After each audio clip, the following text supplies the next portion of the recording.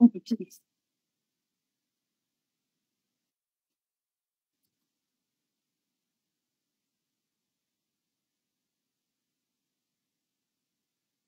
আসসালামু আলাইকুম deer doctors. আজকে আমরা বেলি অ্যান্ড লাভের চ্যাপ্টার 81 এন্ড 82 এই দুটো চ্যাপ্টার পড়বো। চ্যাপ্টার দুটো খুবই ইম্পর্টেন্ট। তো আমরা প্রথমে চ্যাপ্টার 81 দিয়ে শুরু করি, ইউরিনারি সিমটমস এন্ড ইনভেস্টিগেশন। এখন প্রথমে আমাদেরকে জানতে হবে আমাদের জেনিটো ইউরিনারি সিস্টেমে কি কি অর্গান আছে। এক নম্বরে হচ্ছে আমাদের কিডনি। কিডনি কয়টা থেকে? কিডনি দুইটা। দেন কিডনি থেকে আসে হচ্ছে ইউরেটার। ইউরেটারও দুইটা। নাম্বার 3, এরপরে অর্গান হচ্ছে ব্লাডার, ইউরিনারি ব্লাডার। তারপরে হচ্ছে ইউরেথ্রা।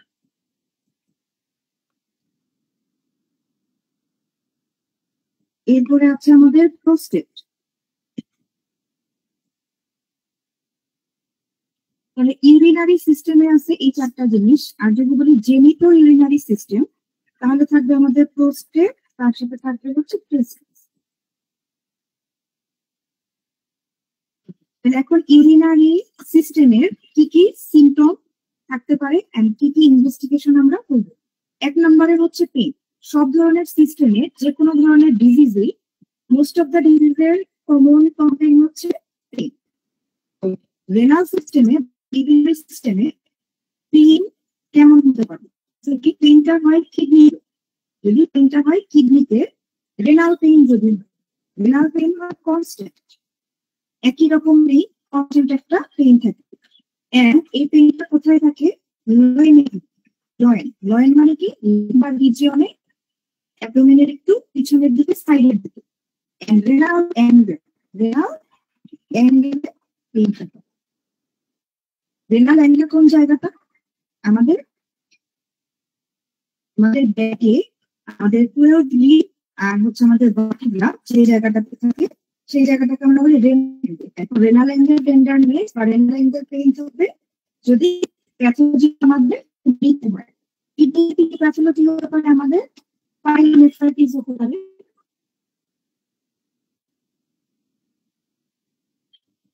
এছাড়া কিডনিতে কি হতে পারে? স্টোন হতে পারে। কমনলি এই দুটো ডিজিজের জন্য পেইন হয়, রেনাল পেইন। এটা একটা কনস্ট্যান্ট পেইন এন্ড পেইনটা থাকবে লয়েনে বা রেনাল অ্যাঙ্গেল। এরপরে second common pain in the genito urinary system হচ্ছে ইউরেটারি কোলিকের। ইউরেটারি কোলিক মানে কি? আমাদের কিডনিতে কি ইউরেটার বের হয়। ইউরেটারে যদি কোনো স্টোন ফর্মেশন হয় তখন কি হবে? এই ইউরেটারটা অবস্ট্রাকশন হয়ে গেল। তাহলে এখন যে পেইনটা হবে, এই পেইনটা হবে কোলিকি পেইন, কারণ ইউরেটারে থাকে হচ্ছে স্মুথ মাসেল। এই স্মুথ মাসেলে কি হবে? কন্ট্রাকশন হবে এই স্টোনটাকে এক্সপালশন করার জন্য। তাহলে এখানে যে পেইনটা হবে এটা হবে স্পাজমোডিক বা কোলিকি পেইন। এই জন্য পেইনটার নাম হচ্ছে ইউরেটারিক পেইন। পেইনটা কোথায় থাকবে? লয়েন টু গ্রয়েন, মানে আমাদের পোস্টেরিয়র অ্যাবডোমিনাল ওয়ালে লাম্বার রিজিয়ন, যেটা আমাদের লাম্বার রিজিয়ন থেকে ইনগুইনাল রিজিয়নের দিকে আসবে। এন্ড পেইনটা দেখেন কনস্ট্যান্ট না, পেইনটা হচ্ছে কোলিকি। পেইনটা আসবে যাবে। যখন স্পাজম হবে তখন পেইনটা অনেক বেশি ইন্টেন্স হবে, আবার স্পাজম যখন একটু কমে যাবে পেশেন্ট একটু রিলিফ পাবে। এন্ড পেইনটা একটা জায়গায় ফিক্স থাকবে না, এটা লয়েন টু গ্রয়েন। লয়েন মানে হচ্ছে লাম্বার রিজিয়ন, গ্রয়েন মানে হচ্ছে inguinal region. Loin to groin pain. তাহলে একটা পেশেন্ট যখন আমার কাছে এসে বলবে পেইনের কথা, আমি পেইনের লোকেশনটা জানতে চাইবো, পেইনটা কি কনস্ট্যান্ট কিনা। এন্ড পেইনটা যে লোকেশন আছে লয়েন, লয়েন থেকে এটা গ্রয়েনে আসে নাকি এটা লয়েনেই থেকে যায়, এই দুটা জিনিস দিয়ে আমি বুঝতে পারবো পেইনটা আসলে রেনাল পেইন নাকি ইউরেটারি কোলিকের জন্য পেইন। আচ্ছা, কিন্তু কথা হচ্ছে ইউরেটারি কোলিক এটাকে আমরা বলি হচ্ছে রেনাল পেইন, যদিও প্যাথোলজিটা ইউরেটারে, প্যাথোলজিটা ইউরেটার এবং পেইনটা হচ্ছে ইউরেটারি, কিন্তু এটাকে আমরা বলি হচ্ছে রেনাল কলিক। কিন্তু আসলে রেনাল স্টোনের জন্য কলিকি পেইন হয় না, রেনাল স্টোনের জন্য হবে কনস্ট্যান্ট পেইন। ইউরেটারিক কলিকের জন্য হবে ইউরেটারিক স্টোনের জন্য হবে কলিকি পেইন। মানে রেনাল কলিক এটা একটা মিসনোমার, এটা বলতে অ্যাকচুয়ালি ইউরেটারিক কলিককেই বোঝায়। তাহলে রেনাল পেইন থেকে আমরা ইউরেটারিক কলিকি পেইনকে কিভাবে আলাদা করব? কেয়ারফুল হিস্ট্রি টেক পেশেন্টকে জিজ্ঞেস করতে হবে লয়েন টু গ্রয়েন পেইন আছে কি। এখন রেনাল পেইন এন্ড ইউরেটারিক কলিক একসাথেও হতে পারে কোনো পেশেন্টের। ধরেন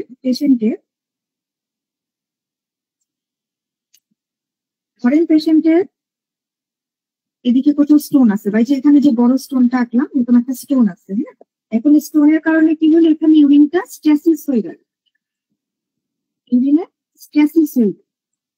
তাহলে এর ভিতরে ইউরিন গুলা জমা থেকে এর মধ্যে ধরেন ইনফেকশন হয়ে গেল, পাইলোনেফ্রাইটিস হয়ে গেল। তাহলে এখন কিডনিতেও পেইন আছে, ইউরেটারেও পেইন আছে। তাহলে কিডনির পেইন এন্ড ইউরেটারের পেইন সাইমালটেনিয়াসলি থাকতে পারে। এন্ড ইউরেটারিক কলিক গ্রয়েন এরিয়াতে যাবে, টেস্টিকলে যাবে, আর ফিমেলের ক্ষেত্রে ল্যাবিয়া মেজোরাতে যাবে। ইউরেটারিক কলিক কখনোই চেস্টে যায় না অথবা ব্রেকে যায় না। এখন ব্লাডারের যদি কোনো ইনফেকশন বা ইনফ্লামেশন হয় তাহলে সুপ্রাপিউবিক পেইন হবে। ব্লাডারে যদি ইনফ্লামেশন হয় সেটাকে আমরা বলি সিস্টাইটিস। এবং আমাদের দেশের যত ফিমেল পেশেন্ট আছে তাদের আল্ট্রাসাউন্ড রিপোর্টে আপনি দেখবেন সবারই মোটামুটি সিস্টাইটিস থাকে, একদম কমন একটা জিনিস। সিস্টাইটিসের জন্য কি হয়, সুপ্রাপিউবিক পেইন হয়।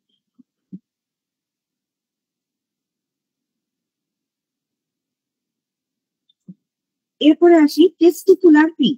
টেস্টিকুলার পেইন হবে মেয়েদের ক্ষেত্রে। এখন testicular pain boys and young man. Sudden severe testicular pain যদি হয় তাহলে এটাকে আমরা মনে করব টেস্টিকুলার টরশন। একদম সাডেন সিভিয়ার একটা পেইন যদি শুরু হয়, টরশন কমনলি হয় হচ্ছে অ্যাডোলেসেন্ট বয় এন্ড ইয়াং মেনদের ক্ষেত্রে। এন্ড এটাকে একটা আমরা ইমার্জেন্সি হিসেবে ট্রিট করি to rule out a diagnosis of acute testicular torsion.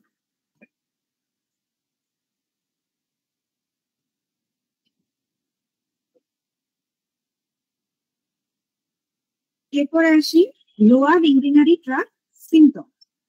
Lower urinary tract symptoms গুলাকে আমরা দুইটা ভাগে ভাগ করতে পারি।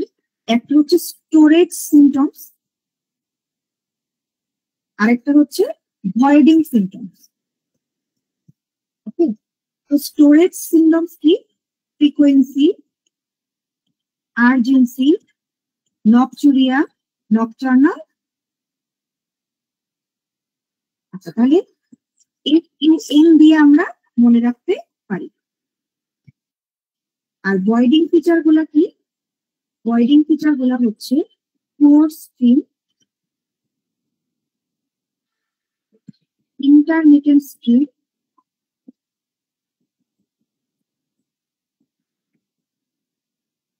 এরপরে হচ্ছে ড্রিবলিং।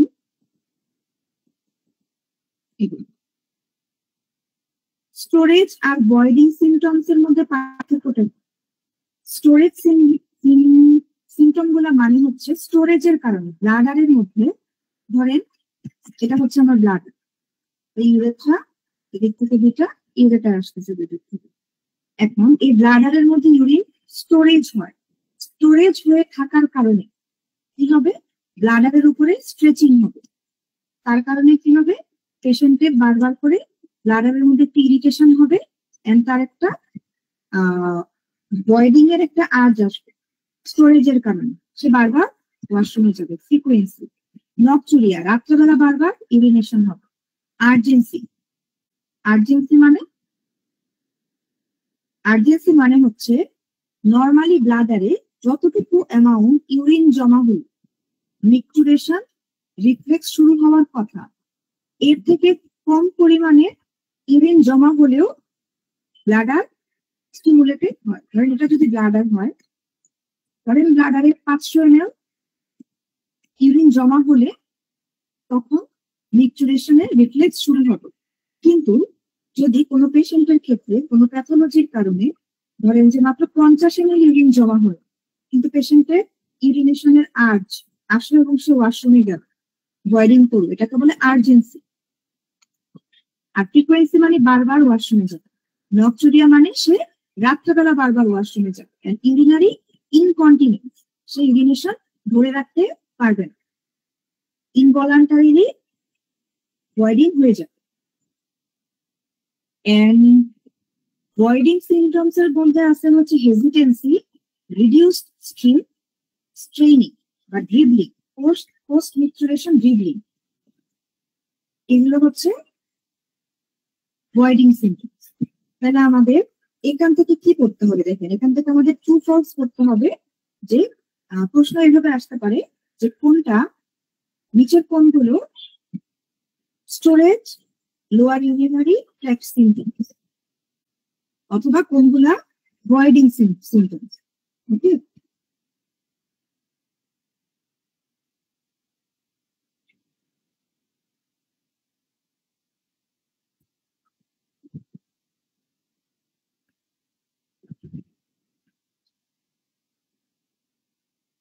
আচ্ছা এরপরে আসি হচ্ছে হিমাচুরিয়া। আমরা পেইন সম্পর্কে পড়লাম, এরপরে আসি আমরা লোয়ার ইউরিনারি ট্র্যাক্ট সিমটমস পড়লাম। এবার আসি হিমাচুরিয়া, খুবই ইম্পর্টেন্ট। হিমাচুরিয়া মানে কি? ব্লাড ইন দা ইউরিন, ইউরিনের মধ্যে যদি ব্লাড থাকে সেটাকে বলবো আমরা হেমাচুরিয়া। এখন হেমাচুরিয়া দুই রকম হতে পারে, visible and non visible. Visible মানে হচ্ছে ম্যাক্রোস্কোপিক, নন ভিজিবল মানে হচ্ছে মাইক্রোস্কোপিক। যেটা খালি চোখে দেখতে পারবো সেটা ভিজিবল বা ম্যাক্রোস্কোপিক, যেটা খালি চোখে দেখা যায় না, মাইক্রোস্কোপ দিয়ে দেখতে হবে, সেটা মাইক্রোস্কোপিক।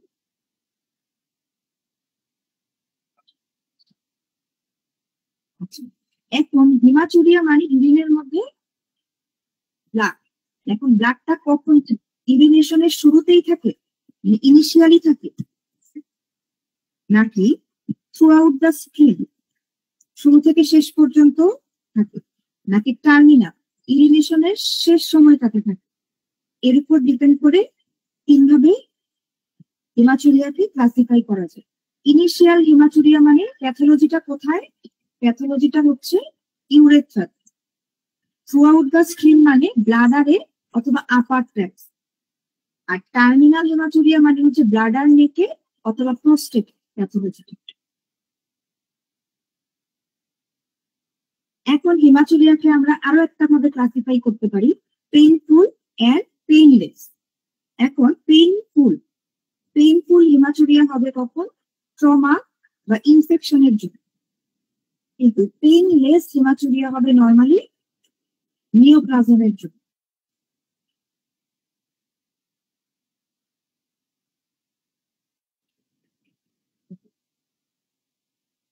এখন রেনাল টিউমারের ক্ষেত্রে লয়েন পেইন থাকতে পারে। কখন লয়েন পেইন হবে? যখন টিউমারটার সাইজ বড় হবে এবং রেনাল টিউমারটা রেনাল ক্যাপসুলের উপরে প্রেসার দিবে, তখন লয়েন পেইন হবে, এর সাথে হিমাচুরিয়া থাকবে।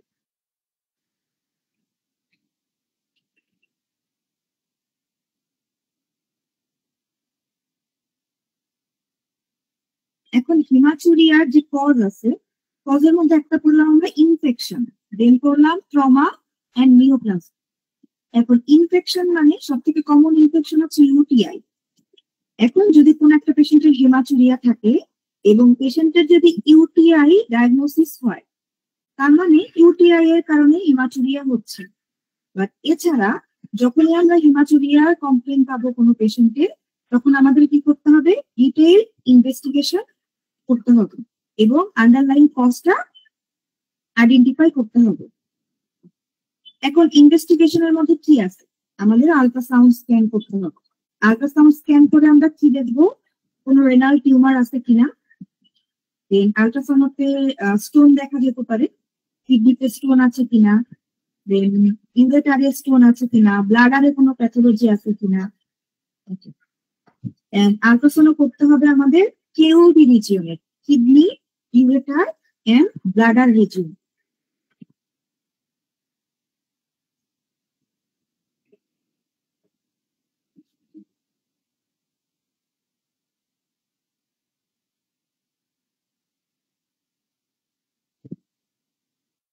আচ্ছা, এরপর আসি ডিসকালারেশন অফ দ্য ইউরিন। আমরা একটা কমন ডিসকালারেশন অফ ইউরিন জানি, সেটা কি? সেটা হচ্ছে জন্ডিস। ইয়েলো কালার হয় ইউরিনটা ডিউ টু বিলিরুবিন। এছাড়া রেড কালারের ইউরিন হবে কেন? হিমোগ্লোবিন ইউরিয়ার জন্য। কখন হয় এটা? হিমোলাইটিক ডিসঅর্ডার, যেমন মার্চ হিমোগ্লোবিন ইউরিয়া বা মার্চ হিমাচুরিয়া। এছাড়া ইউরিনে যদি মায়োগ্লোবিন থাকে, যদি র্যাবডোমায়োলাইসিস হয়, যদি ক্রাশ ইনজুরি হয়, যদি কম্পার্টমেন্ট সিনড্রোম হয়, এছাড়া যদি পরফাইরিয়া বেশি থাকে, তাহলে কি কি কারণে রেড কালারের ইউরিন হয় সেগুলো আমাদের জানতে হবে।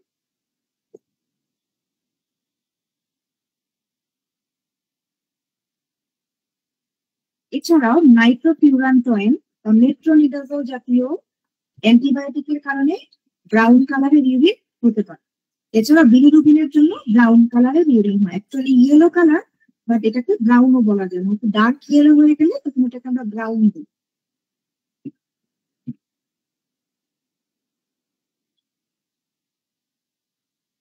আচ্ছা, এরপরে আসি হোয়াইট ইউরিন। হোয়াইট ইউরিন মানে কি? ইউরিনের মধ্যে যদি কাইল চলে আসে, কাইল ইউরিয়া, যেখানে lymphatic fluid from lymphatic channels obstructed by ফাইলেরিয়াল inflammation. Filaria পেশেন্টের লিম্ফ যদি ইউরিনে চলে আসে তাকে বলি কাইল ইউরিন।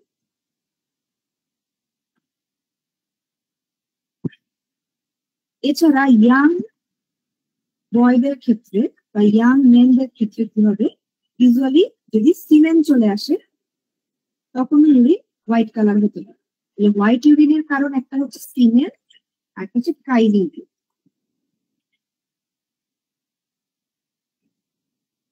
এরপরে আসি এক্সটার্নাল জেনিটালিয়ার রিলেটেড কি কি সিমটমস আছে। টেস্টিসের ক্ষেত্রে টেস্টিকুলার পেইন কেন হতে পারে? টেস্টিসে যদি কোনো ইনফেকশন হয়, যেমন ধরেন এপিডিডাইমোসাইটিস,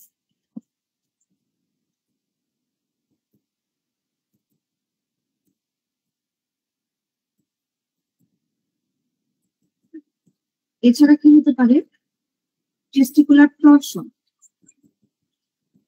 এছাড়া কি হতে পারে? একদম অ্যাকিউট হেমাটোসিল। হেমাটোসিল কেন হয়?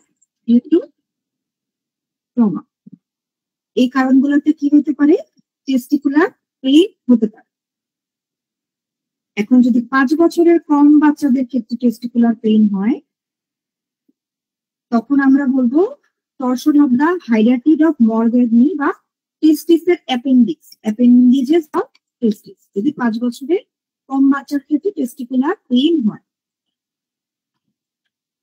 এছাড়া ইয়াং মেলদের ক্ষেত্রে কি হতে পারে? আরেকটু বেশি বয়সে, 5 বছর থেকে ধরেন 15 বছর পর্যন্ত, এই বয়সটাতে কি হতে পারে? সব থেকে common cause of testicular pain হচ্ছে টেস্টিকুলার টরশন। এই টেস্টিকুলার টরশনের ক্ষেত্রে কি হয়? ধরেন যদি আমাদের স্ক্রোটাম হয়, একটা টেস্টিস উপর দিকে উঠে যায়, আরেকটা টেস্টিস নর্মাল পজিশনে থাকে। তাহলে কন্ট্রাল্যাটারাল টেস্টিস নর্মাল থাকে, এন্ড টেস্টিসটা clapper bell testis. Clapper bell testis মানে কি?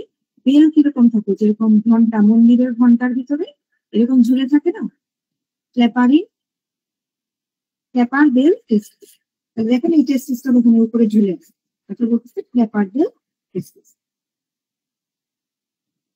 যদি আমরা টেস্টিকুলার টরশন সাসপেক্ট করি, কথা হচ্ছে পেশেন্ট টেস্টিকুলার পেইন নিয়ে আসলেই sudden severe acute testicular pain, এটা যাই হোক না কেন আমাদের মনে করতে হবে এটা টরশন। ওকে, এটা টরশন সাসপেক্ট করতে হবে। And immediate testicular exploration.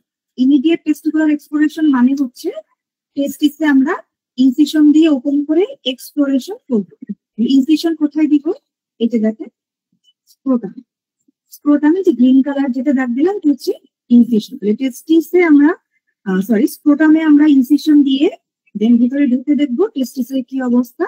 টেস্টিস একটা টেস্টিস মানে টর্শন হয়ে প্যাঁচায় গেছে কিনা, এটাকে আমরা আনটুইস্টিং করবো, দেন এটাকে অর্কিডোপেক্সি করে দিব। কি করে দিব? এই টেস্টিস যেটা টর্শন হয়ে গেছে সেটাকে অর্কিডোপেক্সি।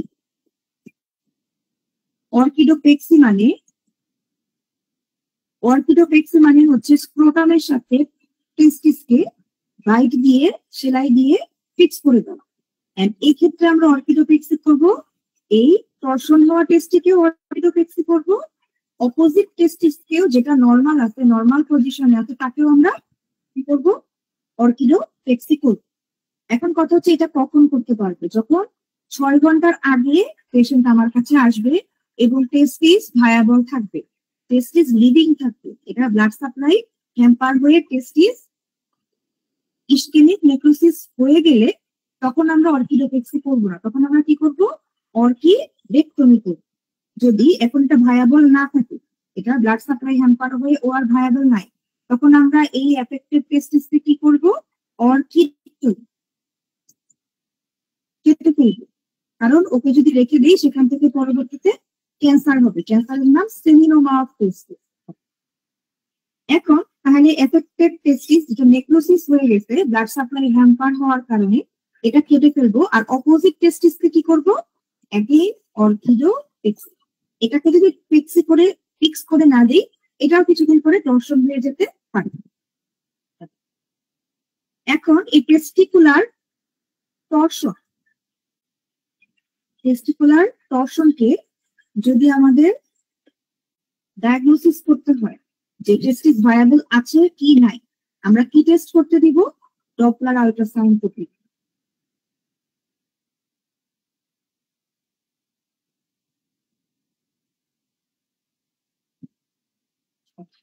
এরপরে টেস্টিসের আরেকটা খুবই ইম্পর্টেন্ট কন্ডিশন আছে যার নাম হাইড্রোসিল।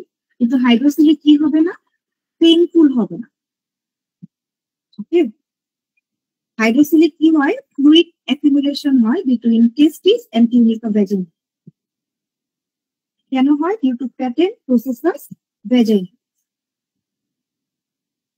তাহলে একটা টেন্স হাইড্রোসিলের মধ্যে টেস্টিসকে আলাদা করে পালপেট করা যায় না। Testis cannot be felt in case of hydrocele. কিন্তু ইনগুইনাল হার্নিয়ার ক্ষেত্রে কি হবে? আমরা টেস্টিসকে আলাদাভাবে পালপেট করতে পারবো, কিন্তু হাইড্রোসিলে পারবো না। এরপরে আসি এপিডিডাইমিস। এপিডিডাইমিসের কমন ডিজিজ হচ্ছে এপিডিডাইমাইটিস বা এপিডিডাইমো অর্কাইটিস। কেন হয়? সব থেকে কমন অর্গানিজম হচ্ছে ক্ল্যামাইডিয়া, এছাড়াও কি নিজেরিয়া, গনোরিডিয়া। এই দুইটা অর্গানিজম দিয়ে এপিডিডাইমো অর্কাইটিস বা এপিডিডাইমাইটিস হয়।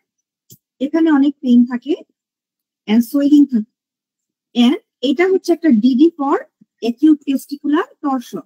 তাহলে যদি সাডেন সিভিয়ার একটা টেস্টিকুলার পেইন নিয়ে আসে, আমাদের মাথায় দুইটা ডিডি থাকবে। এক নম্বরে টেস্টিকুলার টর্শন, এটাকে টেস্টিকুলার টর্শন মনে করে আমরা কি করবো? যদি 6 ঘন্টার মধ্যে আসে, যে পেশেন্ট বললো যে আমার 1 ঘন্টা আগে ব্যথা শুরু হয়েছে, 2 ঘন্টা আগে ব্যথা শুরু হয়েছে, 5 ঘন্টা আগে ব্যথা শুরু হয়েছে, তার মানে এটা 6 ঘন্টার আগে, তখন আমরা এক্সপ্লোরেশন করবো, অর্কিডোপেক্সি বা অর্কিডেক্টমি ডিসিশন নিব।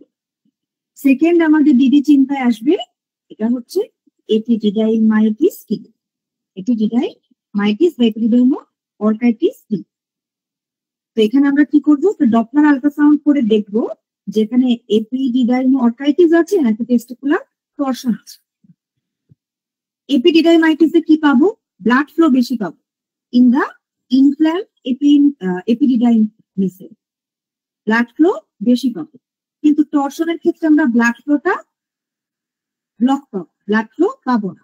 এটা দিয়ে আমরা আলাদা করতে পারবো কোনটা টর্শন আর কোনটা এপিডিডাইমো অর্কাইটিস। এরপর আরেকটা জিনিস আছে এপিডিডাইমাল সিস্ট। এপিডিডাইমাল সিস্ট আর হচ্ছে হাইড্রোসিল, দুইজনকে আবার আমরা ডিডি হিসাবে চিন্তা করতে পারি। কিন্তু এপিডিডাইমাল সিস্টে টেস্টিসকে আলাদা করে পালপেট করা যায়। এপিডিডাইমাল সিস্টে পালপেট করা যায়, কিন্তু হাইড্রোসিলে পালপেট করা যায় না, টেস্টিসকে আলাদা করে পালপেট করা যায় না। কিন্তু এপিডিডার্মাল সিস্টে টেস্টিসকে আলাদা করে পালপেট করা যায়। কারণ এটা যদি টেস্টিস হয়, এর উপরে যদি যেটা এপিডিডাইমিস হয়, এইখানে যদি একটা সিস্ট হয়, তো টেস্টিসকে তো আপনি পালপেট করতে পারবেন। কিন্তু হাইড্রোসিল কিরকম, এটা যদি আপনার টেস্টিস হয় এর চারপাশে এই যে পুরোটা জায়গা থেকে অনেক অনেক অনেক অনেক অনেক, ঠিক? তাহলে এটাকে আমরা পালপেট করতে পারবো না আলাদা।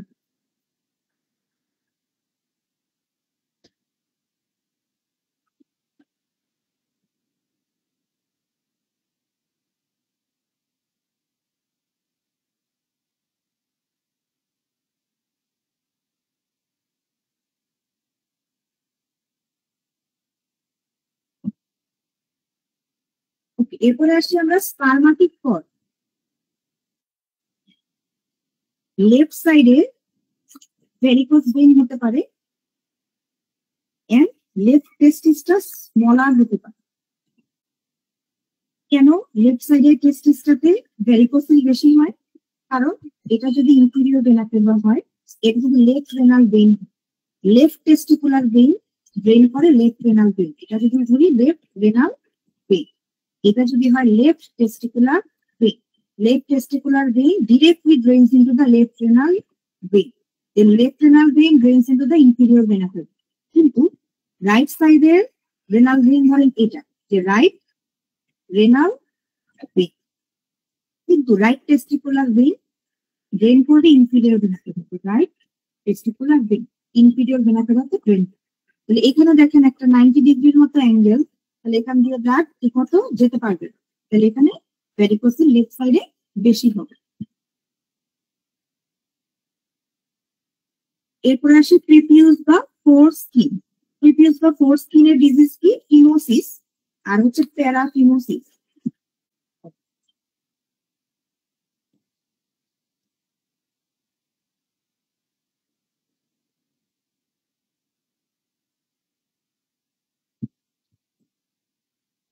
তাহলে ফিমোসিস আর হচ্ছে প্যারাফিমোসিস। ফিমোসিসে কি হয়, আমাদের পেনিসে, এটা হচ্ছে শ্যাফট, এটা হচ্ছে ধরেন প্রিপিউস, তো এর উপরে কি থাকে? একটা কাভারিং থাকে, ছোট বাচ্চাদের ক্ষেত্রে কাভারিং থাকে। উপরের এই কাভারিংটা, এই যে কাভারিংটা, এটাকে বলে হচ্ছে ফোর স্কিন বা প্রিপিউস। এটা প্রিপিউস, আর এটা হচ্ছে গ্ল্যান্স পেনিস। এখন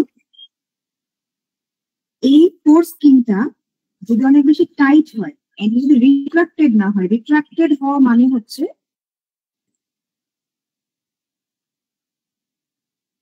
এই গ্ল্যান্স পেনিসটা ওপেন হওয়া এন্ড এই ফোর স্কিনটা এদিকে চলে আসে, গ্ল্যান্স পেনিসটা আনকাভার্ড হওয়া। এখন ফিমোসিস হলে এই ফোর স্কিনটা রিট্রাক্ট করে গ্ল্যান্স পেনিসটা আনকাভার করতে পারে না, এটা হচ্ছে ফিমোসিস। আর প্যারাফিমোসিস হচ্ছে এখানে রিট্রাকশন হয়েছে, এটা হচ্ছে রিট্রাক্টেড অবস্থায়, হ্যাঁ, এটা রিট্রাক্টেড, প্রিপিউসটা রিট্রাক্ট। এখন রিট্রাক্টেড হওয়ার পরে এটা আর আগের অবস্থানে ফিরে যেতে পারে না, এই আগের অবস্থানে ফিরে যেতে পারে না, এটা হচ্ছে প্যারাফিমোসিস। রিট্রাকশন হতে পারে না ফিমোসিস, রিট্রাকশন হওয়ার পরে আগের অবস্থানে আসতে পারে না, সেটা হচ্ছে প্যারাফিমোসিস। এছাড়াও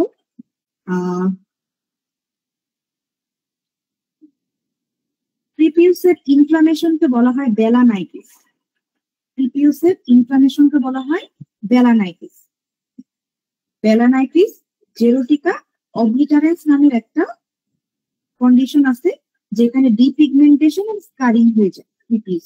তাহলে প্রিপিউসের তিনটা কন্ডিশন আমরা করলাম, কি কি?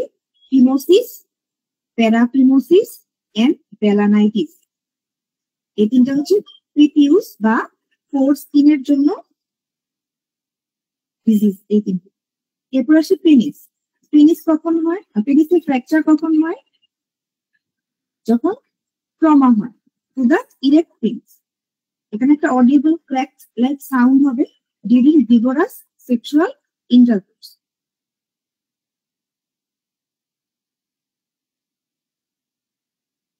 অথবা ফোর্সফুল মাস্টারবেশনের সময়ও হতে পারে।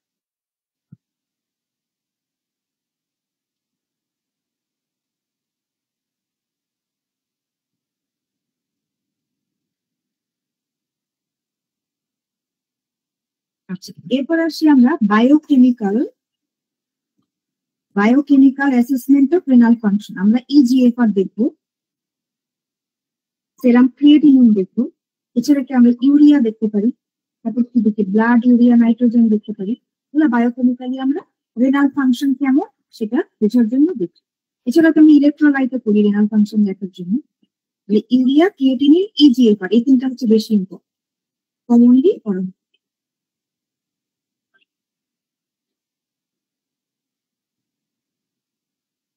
আচ্ছা, এরপর আসি হচ্ছে টিউমার মার্কার। প্রোস্টেটের জন্য টিউমার মার্কার হচ্ছে পিএসএ। পিএসএ মানে প্রোস্টেট স্পেসিফিক অ্যান্টিজেন।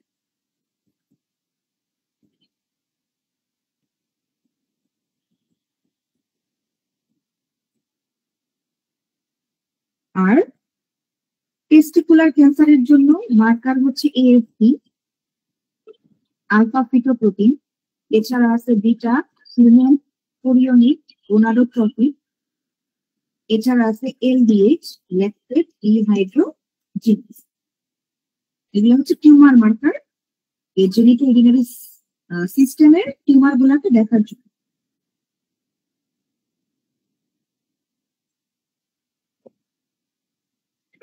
এখন এই যে প্রোস্টেট স্পেসিফিক অ্যান্টিজেন বা পিএসএ বাড়ে কোন কোন কন্ডিশনে পিএসএ বাড়ে? এক নম্বরে সিএ প্রোস্টেটে বাড়ে, দুই নম্বরে বিপিএইচ এ বাড়ে, তিন নম্বরে অ্যাকিউট বা ক্রনিক প্রোস্টেটাইটিসে বাড়ে। এছাড়াও ডিআরই করার পরে বাড়ে। এছাড়াও ক্যাথেটারাইজেশনে বাড়ে, ক্যাথেটারাইজেশনের পরে বাড়ে। এছাড়াও ইজাকুলেশনের পরে বাড়ে। এই কথাটা হচ্ছে ইম্পর্টেন্ট যে পিএসএ কোন কোন কন্ডিশনে বাড়ে। পিএসএ হচ্ছে অর্গান স্পেসিফিক, অর্গান স্পেসিফিক। তার মানে কোন একটা মানুষের প্রোস্টেট যদি কেটে ফেলা হয়, যে টোটাল বা রেডিকাল প্রোস্টেটেক্টমি, তার বডিতে এক ফোঁটাও পিএসএ পাওয়া যাবে না।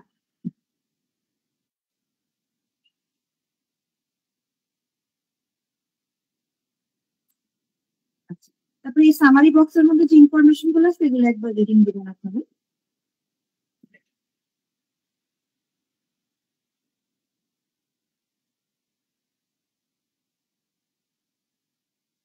পিএসএ এর নর্মাল ভ্যালু হচ্ছে, পিএসএ এর নর্মাল ভ্যালু হচ্ছে 4 ন্যানোগ্রাম পার ডেসিলিটার। 4 ন্যানোগ্রাম পার এমএল, সরি, ন্যানোগ্রাম পার এমএল।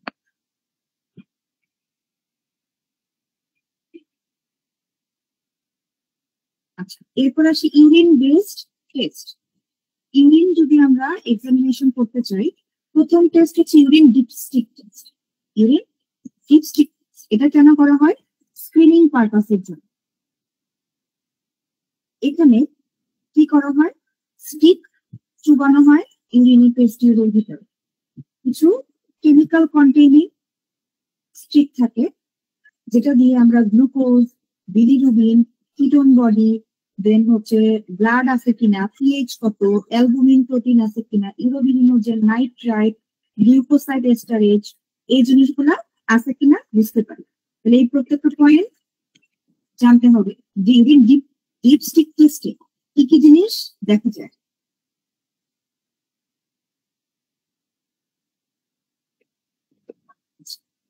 এছাড়া মিড স্ট্রিম ইউরিন মিডস্ট্রিম ইউরিন মানে ইউরিনেশন শুরু করার, ধরেন কোন একজন মানুষ ইউরিনেশন করে পুরো 30 সেকেন্ড সময় ধরে, সাপোজ 30 সেকেন্ড সময় ধরে সে ইউরিনেশন করে, প্রথম 5 সেকেন্ড বাদ দেন, শেষের 5 সেকেন্ড বাদ দেন, মাঝখানের টাইমটাকে বলবো আমরা মিডস্ট্রিম। ওকে, এখন মিডস্ট্রিম ইউরিনের কালচার করা যায়। মিডস্ট্রিম ইউরিনের হচ্ছে গিয়ে পিএসএ লেভেল দেখা যায়। মিডস্ট্রিম ইউরিনে হোয়াইট সেল কাউন্ট আছে কিনা, রেড সেল কাউন্ট আছে কিনা, এপিথেলিয়াল সেল, পাস সেল আছে কিনা, সেগুলো দেখা যায়। এছাড়াও আর্লি মর্নিং ইউরিন স্যাম্পল নেওয়া যায়। পরপর 3 দিন আর্লি মর্নিং ইউরিন স্যাম্পল নিয়ে জিল নিলসেন স্টেনিং করে অ্যাসিড ফাস্ট ব্যাসিলাই দেখে জেনিটোরিনারি টিবি ডায়াগনোসিস করা যায়। আর্লি মর্নিং ইউরিনে সিগনিফিকেন্স কি? জেনিটোরিনারি টিবি সাসপেক্ট করলে জিল নিলসেন স্টেনিং করবো আমরা, পরপর 3 দিন আর্লি মর্নিং ইউরিন স্যাম্পল নিই। নর্মাল একটা ইউরিনে আমরা যে হসপিটালে পেশেন্টদের ইউরিনারি রিপোর্ট দেখি, সেখানে আমরা কি দেখি? সেখানে আমরা দেখি হোয়াইট ব্লাড সেল কয়টা আছে, 3 থেকে 5 থাকলে নর্মাল, এর থেকে বেশি থাকলে মানে ইউরিনের মধ্যে হোয়াইট সেল কাউন্ট বেশি হয়ে গেছে। এপিথেলিয়াল সেল 10-15টা কম থাকার কথা, যদি এখন 20টা হয় তার মানে এখানে সমস্যা আছে। আরবিসি থাকার কথা 0 থেকে 3, যদি এখন আরবিসি 10টা-15টা থাকে তাহলে এটা প্যাথোলজি।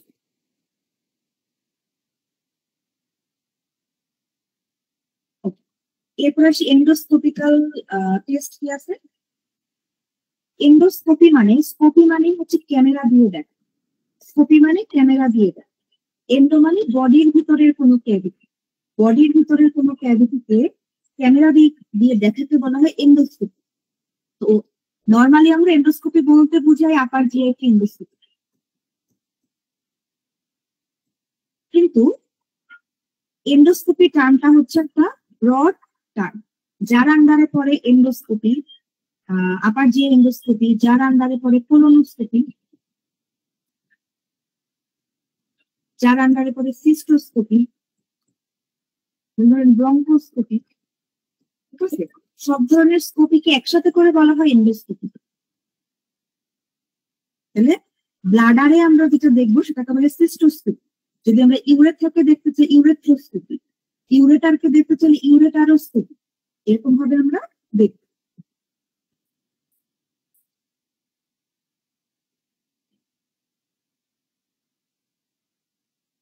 তাহলে ব্লাডারকে দেখি আমরা সিস্টোস্কোপ দিয়ে, ইউরেটারকে দেখি আমরা ইউরেটারোস্কোপ দিয়ে, ইউরেটার আর রেনাল পেলভিস পর্যন্ত দেখা যায় ইউরেটারোস্কোপ দিয়ে, রেনাল ক্যালিসিস দেখা যাবে ফ্লেক্সিবল ইউরেটারোস্কোপি দিয়ে।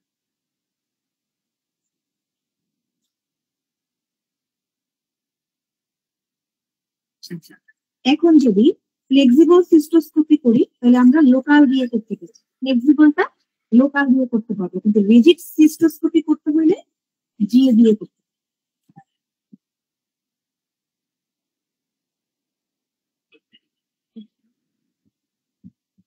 যেখানে কিছু ছবি দেখানো হচ্ছে যে সিস্টোস্কোপ বা এন্ডোস্কোপের পার্ট গুলা, রিজিড সিস্টোস্কোপের পার্ট কি কি আছে সেগুলো একটু নিজেরা দেখবেন।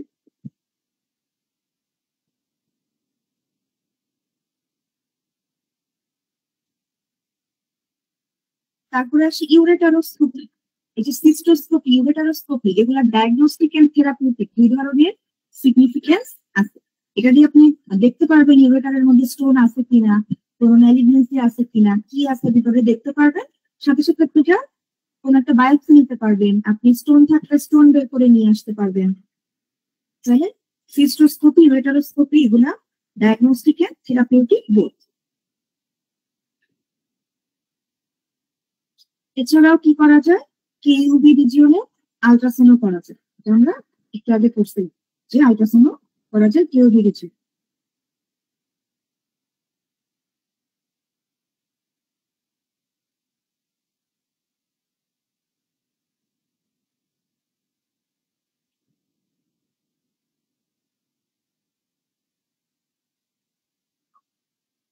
এরপরে আসলে ইম্পর্টেন্ট জিনিস প্রোস্টেটের বায়োপসি।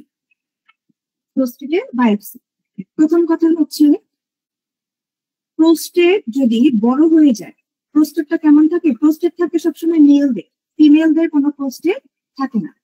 মেলদের ক্ষেত্রে কি হয়, মেলদের ইউরেথ্রা তো এরকম লম্বা থাকে। তো মেলদের ইউরেথ্রার একটা পার্ট হচ্ছে প্রোস্টেটেড ইউরেথ্রা, যে দুই পাশে প্রোস্টেট থাকে, প্রোস্টেটের ভিতর দিয়ে ইউরেথ্রা পাস করে। আর এই পার্টটাকে বলি তখন আমরা প্রোস্টেটেড ইউরেথ্রা। প্রোস্টেটের ভিতরে ইউরেথ্রার যে পার্ট, তাকে আমরা বলি প্রোস্টেটিক ইউরেথ্রা। এখন কোনো কারণে যদি প্রোস্টেট সাইজে বড় হয়, প্রোস্টেট সাইজে বড় হয়, তখন এই প্রোস্টেটিক ইউরেথ্রার উপরে সে কম্প্রেশন দিয়ে প্রোস্টেটিক ইউরেথ্রাকে সে ন্যারোইং করে ফেলবে। তখন পেশেন্টের কি হবে, ভয়েডিং সিমটমস বা স্টোরেজ সিমটমস, মানে ব্লাডার আউটলেট অবস্ট্রাকশন। পেশেন্টের তখন কি হবে, ইন্টারমিটেন্ট ফ্লো, হেজিটেন্সি, দেন হচ্ছে পোর ফ্লো, এই ধরনের সিমটম গুলা দেখা যাবে। এখন পেশেন্টকে আমরা কি করব, এই ধরনের সিমটম নিয়ে পেশেন্ট আসলে আমরা একটা ডিআরই করব। ডিআরই করে কি করব, প্রোস্টেটকে হাতে ফিল করার চেষ্টা করব।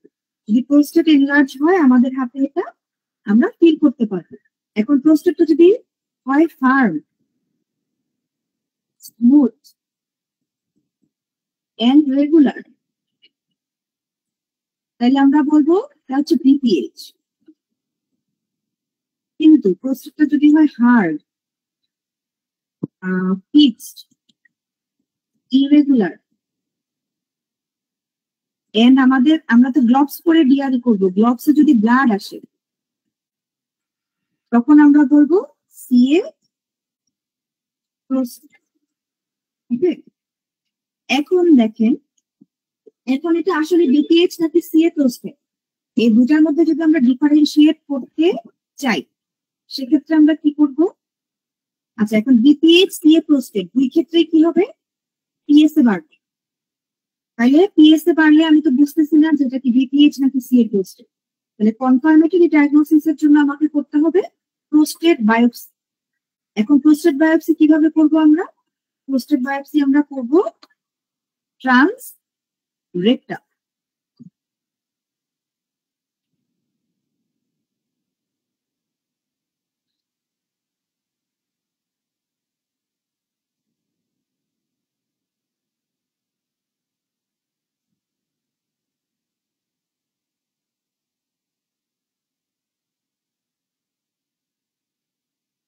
আচ্ছা এখন আসি প্রোস্টেট বায়োপসি।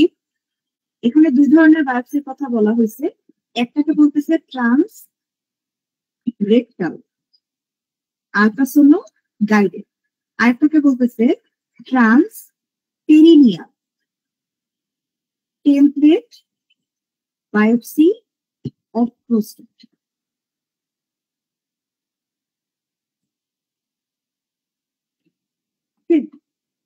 তাহলে দুইটা জিনিসের মধ্যে কোনটা কি, যেটা ট্রান্সরেক্টাল আল্ট্রাসোনো গাইডেড, এখানে আমরা কি করি, এনাস দিয়ে রেক্টাম দিয়ে ঢুকে প্রোস্টেট থেকে বায়োপসি নিয়ে আসি। কয়টা বায়োপসি নেই, অলমোস্ট 10টা বায়োপসি। কয়টা বায়োপসি স্পেসিমেন নেই, অলমোস্ট 10টা।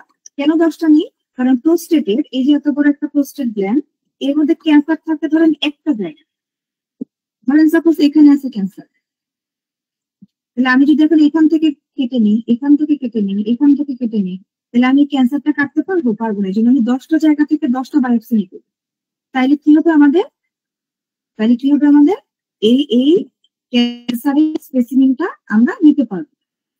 আমি পরীক্ষায় আপনার সিলেবাসে 10টা চ্যাপ্টার আছে বা 10টা প্রশ্ন আছে, আপনি যদি 10টা পড়ে যান তাহলে যে একটা প্রশ্ন আসবে পরীক্ষা আপনি পারবেন। এখন যদি 10টা না পড়ে আপনি যদি 5টা পড়ে যান, যে 5টা আপনি পড়েন নাই 5টা বাদ দিলেন, যে 5টা পড়েন নাই ওখান থেকে যদি একটা পরীক্ষা আসে তাহলে কিন্তু দেখতে পারবেন। তাহলে ওই রকম প্রোস্টেট থেকে তাহলে আমরা বায়োপসি নিব কয়টা, 10টা। তাহলে এটা হচ্ছে রেক্টাম দিয়ে যাব, এনাস দিয়ে রেক্টাম দিয়ে ট্রান্স রেক্টাম। এরপর আরেকটা বলছে ট্রান্স পেরিনিয়াল টেমপ্লেট বায়োপসি, যেটা পেরিনিয়াম দিয়ে যাইতে হবে। এইটা ভালো কেন, এখানে সেপসিসের রেট কম, এটা ভালো কারণ এখানে সেপসিসের রেট কম। কিন্তু ট্রাসে কি সেপসিসের রেট বেশি, ট্রাসে সেপসিস বেশি। কেন সেপসিস বেশি বলেন তো, কারণ রেক্টামে কি থাকে, স্টুল থাকে, ওখান দিয়ে আমি ফুটা করে বায়োপসি নিলাম, তারপরে স্টুল দিয়ে কি হবে, ওই জায়গাটাতে ইনফেকশন হয়ে যাবে, সেপসিস হবে। কিন্তু পেরিনিয়াম দিয়ে গেলে সেখানে তো স্টুল নাই, তাহলে সেখানে সেপসিস কম। এই গেল আমাদের প্রোস্টেটিক বায়োপসি।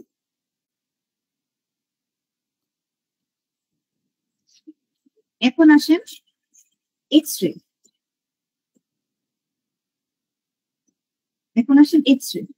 এক্স-রে করতে পারি আমরা X-ray KUB, kidney, ureter and urinary bladder.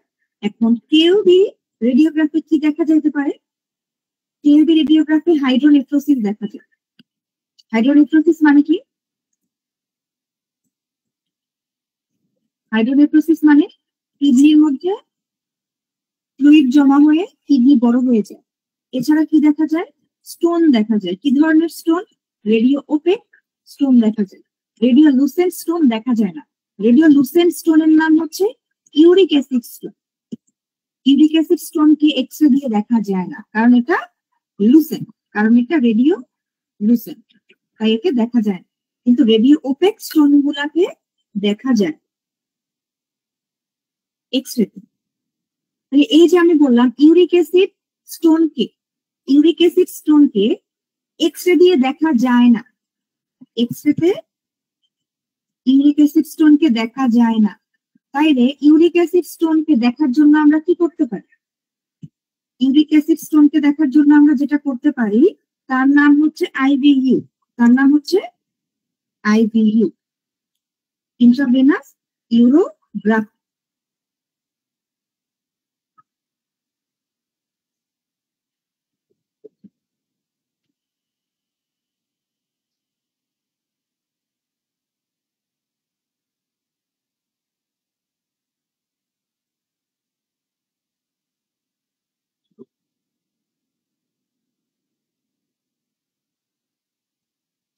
আচ্ছা, আইভিইউ আমরা কেন করব? স্টোন দেখার জন্য, ইউরিনারি টিবি দেখার জন্য। এই দুটো জিনিস মনে রাখবেন। আইভিইউ কেন করি? স্টোন দেখার জন্য এবং ইউরিনারি টিবি দেখার জন্য। এরপরে আসি রেট্রোগ্রেড ইউরেথ্রোগ্রাম এন্ড ভয়েডিং সিস্টো ইউরেথ্রোগ্রাম। এখানে ইউরেথ্রার মধ্যে রেডিও কন্ট্রাস্ট ম্যাটেরিয়াল দেওয়া হয় অ্যানাটমি বোঝার জন্য। তাহলে ইউরেথ্রা দিয়ে রেডিও কন্ট্রাস্ট ম্যাটেরিয়াল দেওয়া হয়। এরপরে ইমেজ নেওয়া হলে কোথাও কোনো ব্লকেজ আছে কিনা, স্টোন আছে কিনা, ক্যান্সার আছে কিনা সেটা দেখা হয়। তারপরে আসেন ভয়েডিং সিস্টো ইউরেথ্রোগ্রাম বা ভয়েডিং মিকচুরেটিং সিস্টো ইউরেথ্রোগ্রাম। মিকচুরেটিং সিস্টো ইউরেথ্রোগ্রাম বা ভয়েডিং সিস্টো ইউরেথ্রোগ্রাম, এটা কাদেরকে করা হয়? যাদের ব্লাডার থেকে, ধরেন এটা ব্লাডার, এই দুইটা হচ্ছে ইউরেটার। এখন নর্মাল কথা হচ্ছে ইউরেটার থেকে ব্লাডারে ইউরিন আসবে, তাই না? ইউরেটার থেকে ব্লাডারে ইউরিন আসবে, কিন্তু এই জায়গায় কনস্ট্রিকশন হবে। কোনো কারণে যদি এখানে কিছুটা ইউরিন আসার পরে আবার রিফ্লাক্স হয়ে উপর দিকে চলে যায়, এটাকে বলে ভেসিকো ইউরেটেরাল রিফ্লাক্স। এই রিফ্লাক্স কে দেখার জন্য, এই রিফ্লাক্স কে বোঝার জন্য আমরা কি করি? মিকচুরেটিং সিস্টো ইউরেথ্রোগ্রাম করি। তো এই যে ভেসিকো ইউরেটারিক রিফ্লাক্স, এটা কমনলি কাদের ক্ষেত্রে হয়? বাচ্চাদের ক্ষেত্রে হয়।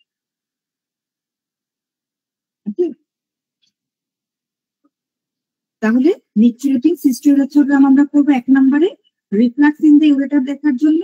আরেকটা জিনিসের জন্য করি, সেটা হচ্ছে ইউরেথ্রাল স্ট্রিকচার দেখার জন্য। ইউরেথ্রাল স্ট্রিকচার দেখবো আমরা অ্যাডাল্ট মেনদের ক্ষেত্রে, কমপ্লিট ইউরেথ্রাল স্ট্রিকচার আছে কিনা, এন্ড অলসো টিবি আছে কিনা দেখার জন্য, যে টিউবারকুলোসিস হয়েছে, এখন ব্লাডারের কি ক্যাপাসিটি কেমন, ইউরিনারি ব্লাডারে টিবি হলো, এখন ব্লাডারের ক্যাপাসিটি কেমন। এই 3টা জিনিস দেখার জন্য আমরা কি করি? মিকচুরেটিং সিস্টো ইউরেথ্রোগ্রাম 1 নম্বরে রিফ্লাক্স দেখার জন্য, 2 নম্বরে ইউরেথ্রাল স্ট্রাকচার দেখার জন্য, 3 নম্বরে টিবি, ব্লাডার টিবির ক্ষেত্রে ব্লাডারের ক্যাপাসিটি দেখার জন্য। এরপর সিটি স্ক্যান। সিটি স্ক্যানে তো অনেক কিছু দেখা যায়, অনেক কিছু মানে ধরতে গেলে সবকিছু দেখা যায় সিটি স্ক্যান। এরপর এমআরআই করা যায়। ওকে, তাহলে এমআরআই তে আমরা কি করি, স্টেজিং এর জন্য এমআরআই ইউজ করি।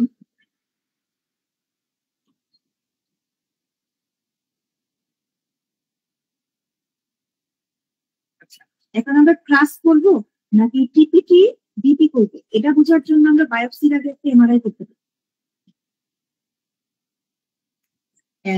বায়োপসির আগে এমআরআই করলে আমরা কোন জায়গাটাতে বায়োপসি করবো সেটার একটা ডিরেকশন পাই।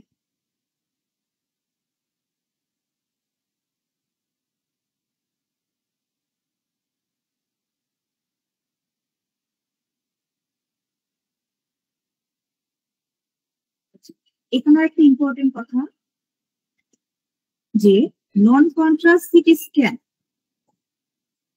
ইউরিনারি ট্রাক্ট ক্যালকুলাই, মানে ইউরিনারি ট্রাক্টে স্টোনের জন্য ইমেজিং মডালিটি অফ চয়েস হচ্ছে সিটি স্ক্যান। এটা ভেরি ভেরি ইম্পর্টেন্ট।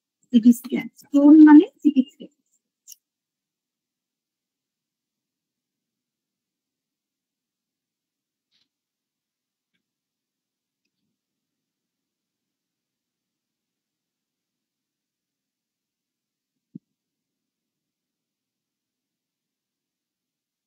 আচ্ছা, এরপর আসেন ডিএমএস এ।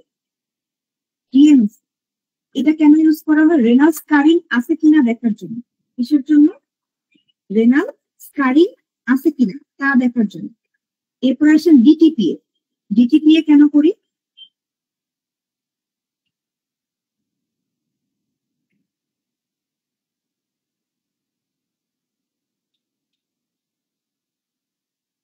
আচ্ছা, যাদের ইউরেটারোপেলভিক জাংশন অবস্ট্রাকশন আছে, ইউরেটারোপেলভিক জাংশনের অবস্ট্রাকশন দেখার জন্য আমরা ডিটিপিএ।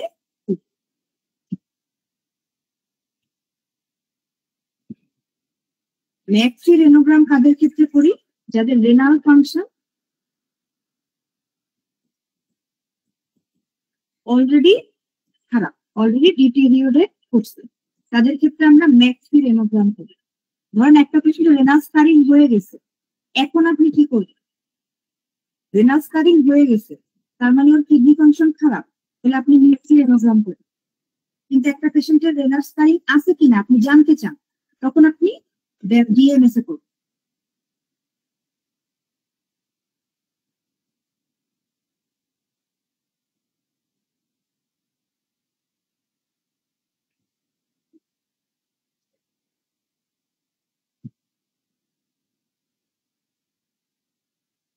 আচ্ছা, এরপরে ব্লাডারের ফাংশন দেখার জন্য আল্ট্রাসাউন্ড করি। দেন হচ্ছে পোস্ট ভয়েডাল রেসিডিউ দেখতে পারি আমরা আল্ট্রাসাউন্ড। আমরা এই রিকুইজিশনে লিখে দিই যে ultrasound of lower abdomen with post voidal residue, যে ভয়েডিং এর পরে ব্লাডারে কতটুকু ইউরিন জমা থাকতেছে সেটা আমরা দেখতে চাই। ইউরোডাইনামিক্স করতে পারি, প্রেশার কেমন, ফ্লো কেমন তা দেখার জন্য। ইউরোডাইনামিক ফ্লো এর জন্য একটা ক্যাথেটার দিতে হয়। তাহলে এই পর্যন্ত ছিল আমাদের প্রথম চ্যাপ্টার, চ্যাপ্টার নাম্বার 81, যেখানে আমরা সিমটমস এন্ড ইনভেস্টিগেশন সম্পর্কে পড়ব। এরপর আমরা স্পেসিফিক ভাবে এখন কিডনি আর ইউরেটার সম্পর্কে পড়ব। এই পর্যন্ত বুঝতে কারো কোনো সমস্যা আছে?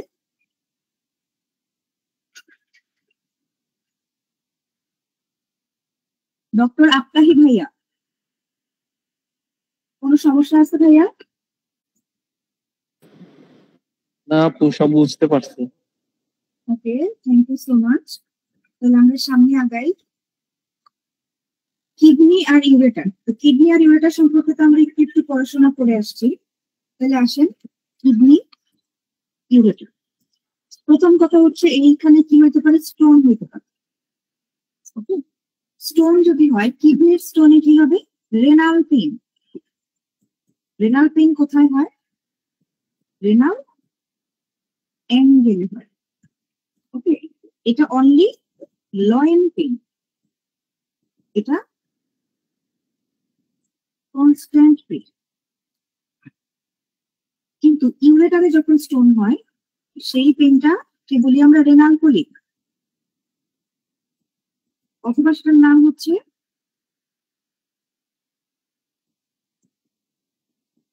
ইউরেটারিক কোলিক। এই পেনটা হচ্ছে লয়েন টু রয়েন, এন্ড এই পেনটা হচ্ছে কি স্পাজমোডিক। স্পাজমোডিক কোলিক।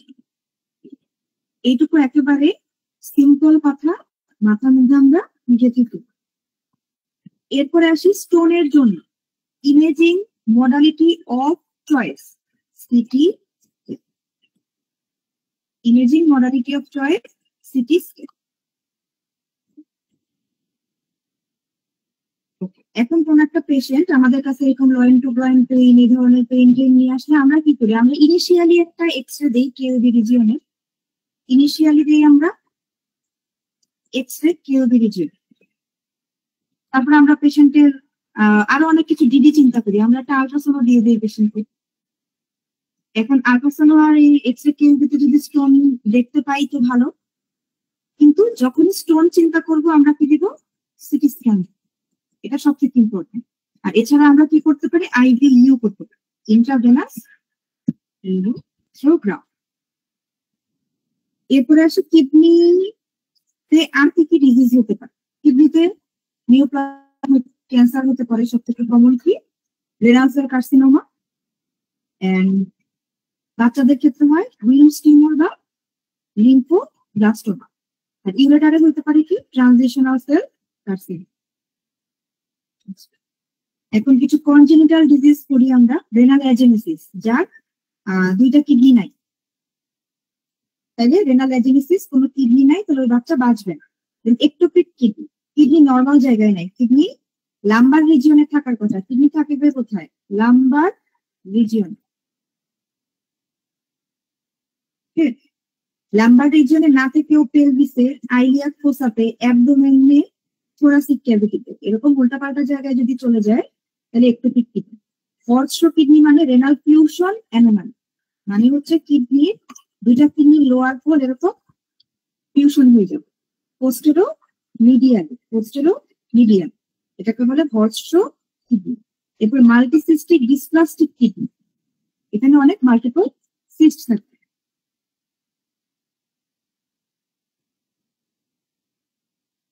ইউরেটারাল ডুপ্লিকেশন, একটা কিডনিতে ধরেন দুইটা ইউরেটার বের হইল, তারপরে ধরেন একটোপিক ইউরেটার জায়গা মতো নাই, ইউরেটার অফ সিল, ইউরেটারের মধ্যে সিস্টিক এনলার্জমেন্ট হইল, ইন্ট্রামুরাল ইউরেটার। জাস্ট এই জিনিসগুলো একটু নামগুলো জানবেন যে কনজেনিটাল অ্যানোমালি কি কি হইতে পারে। আচ্ছা, এরপর আসি হাইড্রোনেফ্রোসিস। হাইড্রোনেফ্রোসিস অ্যান্টিনেটাল বলতে পারে, মানে মায়ের পেটে থাকা অবস্থায় বাচ্চার যদি হাইড্রোনেফ্রোসিস, এটা তো আর মায়ের পেটে থাকতে বোঝা যাবে না, বাচ্চা জন্মের পরে ওকে আল্ট্রাসাউন্ড করলে দেখবো পেটের মধ্যে কিডনি বড় হয়ে গেছে। দেখেন নর্মাল কিউবি রিজিয়নের বা নর্মাল অ্যাবডোমেনের এক্সরেতে কখনো এই জিনিস দেখা যায়? এরকম জিনিস দেখা যায়? দেখা যায় না। তাহলে এটা কি দেখেন, এটা হচ্ছে আমার কিডনি, এটা হচ্ছে আমার ইউরেটার। তার মানে আমার স্টোন আছে কোথায়? আমার স্টোন আছে এই যে এখানে।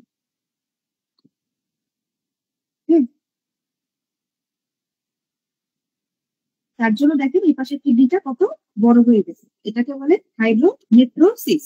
হাইড্রোনেফ্রোসিস কেন হবে? কিডনির পরবর্তী কোনো জায়গায় যদি কোনো অবস্ট্রাকশন থাকে তাহলে কি হবে? ইউরিনের ফ্লো ঠিক মতো হবে না এবং আলটিমেটলি কিডনিতে ইউরিন গুলো জমা হয়ে থেকে কিডনি বড় হয়ে যাবে। এখন ধরেন এটা হচ্ছে ইউরেটার, এই যে এখান থেকে আসতেছে আরেকটা ইউরেটার, দুইটা ইউরেটার মিলে কোথায় জয়েন হয়? হচ্ছে ব্লাডারে জয়েন। তারপরে কি থাকে? ব্লাডারের পরের জায়গা হচ্ছে ইউরেথ্রা। তাহলে যদি ইউরেথ্রাতে অবস্ট্রাকশন হয় হাইড্রোনেফ্রোসিস হবে। ইউরেথ্রাতে ধরেন অবস্ট্রাকশন, ধরেন স্ট্রিকচার হয়ে গেছে, ধরেন এইখানে কোন স্টোন এসে জমা হয়ে গেছে, তাহলে এই পাশে কিডনির হাইড্রোনেফ্রোসিস। এই ইউরেটারের ভিতরে কোথাও না কোথাও স্টোন আছে, হাইড্রোনেফ্রোসিস। রেনাল এই যে পেলভিসের এখানে কোনো স্টোন আছে, হাইড্রোনেফ্রোসিস। ওকে, তাহলে এই যে পাথরের যে কোনো জায়গাতে যদি অবস্ট্রাকশন হয় তাহলে কি হবে? হাইড্রোনেফ্রোসিস। এখন হাইড্রোনেফ্রোসিস হইতে পারে ইউনিল্যাটারাল, হইতে পারে বাইল্যাটারাল। তাহলে এক পাশে হইলে ইউনিল্যাটারাল, কিন্তু যদি স্ট্রিকচার হয়, এইখানে যদি অবস্ট্রাকশন হয় ইউরেথ্রাতে, যে এখানে, তাহলে কি হবে? বাইলেটারাল। এখন দুইটা কিডনি হাইড্রোনেফ্রোসিস হয়ে যাবে। তাহলে কনজেনিটাল অ্যানোমালি গুলোর নাম জানতে হবে, আর কিছু না। এখন ইম্পর্টেন্ট জিনিস হচ্ছে AD PKD, autosomal dominant polycystic kidney disease. এটা সব থেকে কমন অটোসোমাল ডমিনেন্ট ডিজিজ। দুইটা জিন থাকে, পিকেডি 1 and 2, 16 আর 4 নম্বর ক্রোমোজোমে। এই পেশেন্টের ক্ষেত্রে কি হয়? একদম end stage renal disease, CKD হয়ে এন্ড স্টেজে চলে যায়। এই পেশেন্টের মেইন ফিচার হচ্ছে হাইপারটেনশন, মেইন ক্লিনিক্যাল ফিচার হচ্ছে হাইপারটেনশন।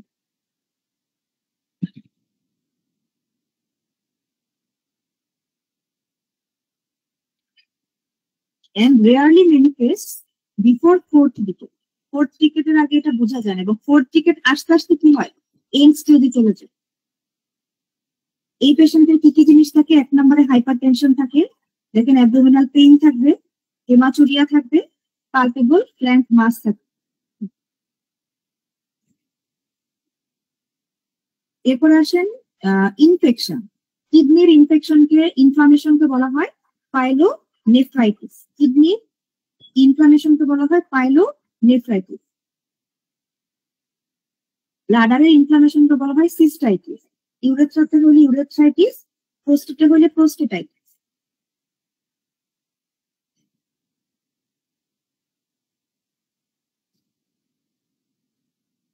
অ্যাকিউট পাইলোনেফ্রাইটিস কিভাবে হয়?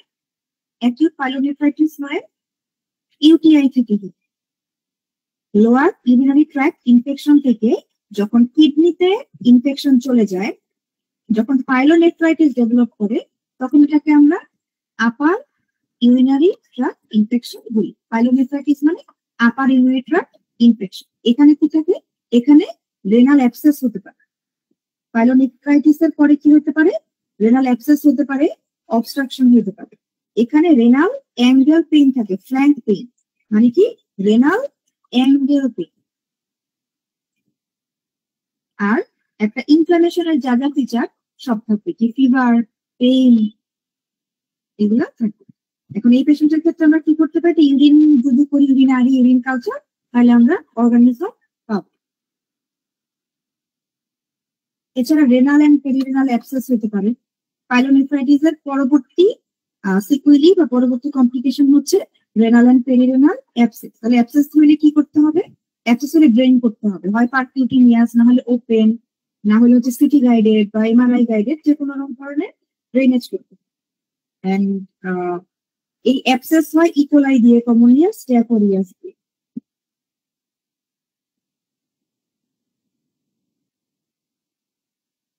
রেনাল অ্যাবসেস থেকে কি হতে পারে? রেনাল কার্বানকল হতে পারে। রেনাল অ্যাবসেস এর পরে হয় পেরিরেনাল অ্যাবসেস। তারপরে হয়, এটা যখন স্কিন দিয়ে ওপেনিং বের হয়, তখন বলা হয় রেনাল কার্বানকল। এন্ড যদি ইউটিআই থেকে হয় পাইলোনেফ্রাইটিস, ইউটিআই থেকে হয় রেনাল অ্যাবসেস, তাহলে ইকোলাই দিয়ে হবে নর্মালি। কিন্তু যদি এটা ব্লাড দিয়ে আসে, হেমাটোজেনাস রুটে ব্লাড দিয়ে যদি কিডনিতে ইনফেকশন আসে, তখন কমনলি স্টেফোরিয়াস দিয়ে ইনফেকশনটা হয়।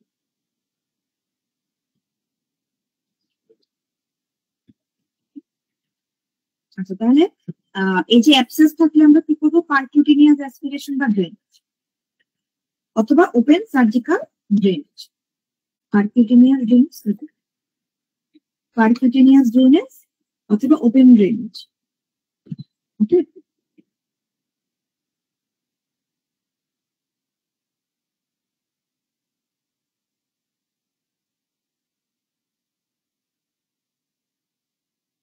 তারপরে আসেন বেসিক ইউরেটারিক রিফ্লাক্স।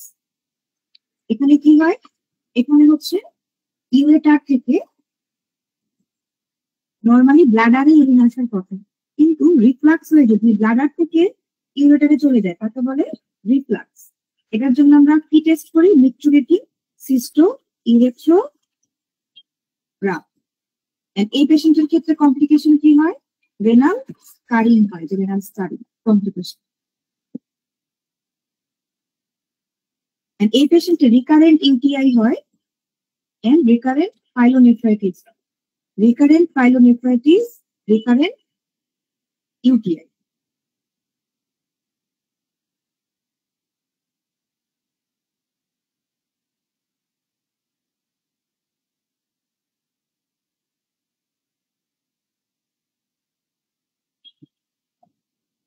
তারপর ইম্পর্টেন্ট জিনিসে আসি, ইউরোলিথিয়াসিস মানে কি স্টোন। স্টোনের নাম কি? স্টোন মানে লিথিয়াসিস। ইউরোলিথিয়াসিস মানে হচ্ছে স্টোন। এখন রেনাল স্টোনের বা ইউরেটারি স্টোনের কি কি টাইপ আছে? টাইপ গুলো important. Calcium oxalate stone. Calcium oxalate স্টোনটা হচ্ছে সব থেকে কমন। এটা কেন হয়? যদি ক্যালসিয়াম বেশি হয়ে যায় বডিতে, যদি অক্সালেট বেশি হয়ে যায় বডিতে, যদি সাইট্রেট কম হয়ে যায়, সাইট্রেট কম হয়ে যায় যদি বডিতে। কারণ সাইট্রেট কি করে নর্মালি? সাইট্রেট নর্মালি ক্যালসিয়ামের সাথে বাইন্ড করে। যে সাইট্রেট কম হয়ে গেলে ক্যালসিয়ামের সাথে কেউ বাইন্ড করবে না, এবং ক্যালসিয়াম গুলা প্রেসিপিটেটেড হয়ে স্টোন হয়ে যাবে। Calcium oxalate stone. Calcium oxalate স্টোনের মেইন কজ হচ্ছে কি? Hyper calcaemia. মেইন কজ কি? যে বললাম না, ক্যালসিয়াম বেশি হয়ে যাওয়া। ক্যালসিয়াম বেশি হয় কখন? দেখেন, প্রাইমারি হাইপার প্যারাথাইরয়েডিজমে ক্যালসিয়াম বেশি হয় বডিতে, ব্লাডে। তাহলে প্রাইমারি হাইপার প্যারাথাইরয়েডিজমের কারণে ক্যালসিয়াম স্টোন হবে। এরপর আসি ক্যালসিয়াম ফসফেট স্টোন। এটা হয় কখন? রেনাল টিউবুলার অ্যাসিডোসিসের সময় হয়। এছাড়া ইউরিক অ্যাসিড স্টোন কখন হয়? যখন বডিতে ইউরিক অ্যাসিডের পরিমাণ বেশি হয়ে যায়। ইউরিক অ্যাসিড কখন বেশি হয়? গাউটে বেশি হয়, মাইলোপ্রলিফারেটিভ ডিজিজে বেশি হয়, সাইটোটক্সিক ট্রিটমেন্ট, কেমোথেরাপি দিলে বেশি হয়। ক্যান্সারের পেশেন্টকে কেমোথেরাপি দিলে প্রোটিন ভেঙে যায়, ভেঙে ভেঙে ইউরিক অ্যাসিড তৈরি। ইউরিক অ্যাসিড স্টোন হচ্ছে রেডিও লুসেন্ট, ওকে নর্মাল এক্সরেতে দেখা যাবে না। আর বাকি সবগুলা স্টোন হচ্ছে রেডিও ওপেন। এরপরে ইনফেকশন বা ইউটিআই থেকে যদি স্টোন হয়, তার নাম স্ট্রুভাইট স্টোন। কোন কোন অর্গানিজম দিয়ে ইনফেকশন হলে স্টোন তৈরি হবে? এগুলো: প্রোটিয়াস, ক্লিপশিয়েলা, সেরাসিয়া, এন্টারোব্যাক্টার। এই স্টোন গুলার নাম হচ্ছে স্ট্যাগহর্ন ক্যালকুলাস। এটা ব্রাঞ্চিং প্যাটার্নে গ্রো করে। Pelvic calcium system.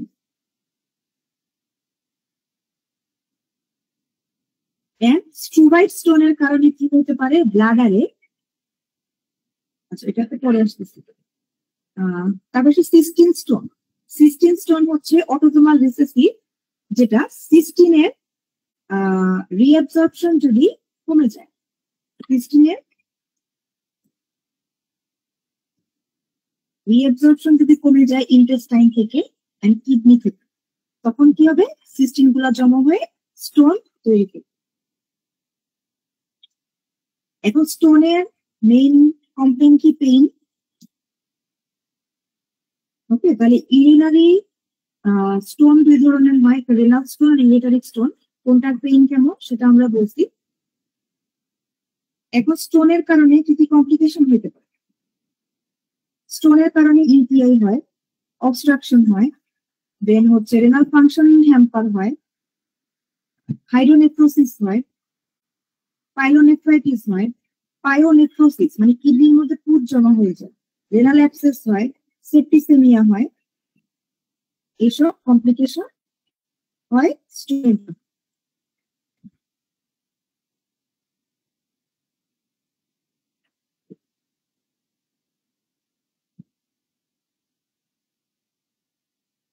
নর্মালি ভেসিকো ইউরেটারিক জাংশনে, মানে হচ্ছে ইউরেটার আর ব্লাডারের জাংশনে কি হয়? স্টোন লজড হয়, তখন ইউরেটারি পলিপ হয়, তখন অ্যান্টিস্পাজমোডিক ড্রাগ দিতে হয়। রেনাল অ্যাঙ্গেল টেন্ডারনেস আছে কিনা দেখে আমরা কি বুঝবো যে কিডনিতে স্টোন নাকি ইউরেটারি স্টোন, যেটাকে আলাদা করার জন্য। আচ্ছা, এখন আমরা ইনভেস্টিগেশন কি করি? একটা এক্সরে করি, আলট্রাসাউন্ড করি। এগুলো ফার্স্ট লাইন। কিন্তু ইনভেস্টিগেশন অফ চয়েস বললে সিটি স্ক্যান। কোন সিটি স্ক্যান? Non contrast.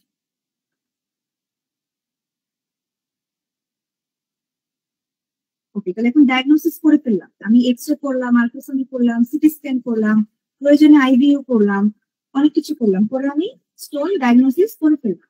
স্টোনের আমি সাইজ বুঝে ফেললাম, স্টোনের আমি লোকেশন বুঝে ফেললাম। এখন আমি ম্যানেজমেন্ট কি দেখি? যদি স্টোন 5 মিলিমিটারের থেকে ছোট হয় তখন ওয়াচফুল ওয়েটিং। পেশেন্টকে বলবো বেশি করে পানি খান, তাহলে ইউরিনের সাথে বের হয়ে যাবে এটা। দেন মেডিকেল এক্সপালসিভ থেরাপি আছে। যদি 5 মিলিমিটারের বেশি হয়, 5 মিলিমিটারের বেশি সাইজ হয়, তখন extra corporeal shockwave lithotripsy, extra corporeal shockwave lithotripsy দেয়া যায়। এছাড়া কামসোলোসিন নামের একটা ড্রাগ আছে দেখেন, যেটা হচ্ছে আলফা ব্লকার। এটা দিলে ইউরেটারের স্মুথ মাসেল রিল্যাক্সেশন হয়, ইউরেটারের স্মুথ মাসেল রিল্যাক্সেশন হয়ে স্টোন বের হয়ে যায়।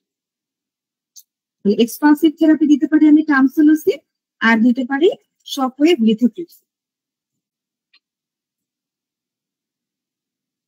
এন্ড এই এক্সট্রা কর্পোরিয়াল শকওয়েভ লিথোট্রিপসি হচ্ছে নন ইনভেসিভ।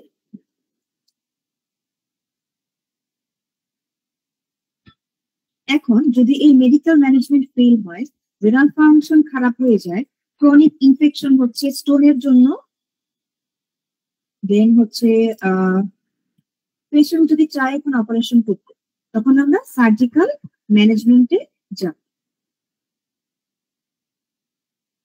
আচ্ছা, এখানে আছে এন্ডোইউরোলজি। এখানে আমরা লেজার দিয়ে স্টোন বের করতে পারি, লেজার লিথোট্রিপসি করতে পারি। এছাড়াও ইউরেটারও রেনোস্কোপি, মানে এন্ডোস্কোপি গাইডেড। এটা মানে এন্ডোস্কোপি দিয়ে কিভাবে করতে পারি, এন্ডোস্কোপি গাইডেড করতে পারি। এন্ডোস্কোপি করে আমরা ডরমিয়া বাস্কেট ইউজ করতে পারি, ডরমিয়া বাস্কেট ইউজ করে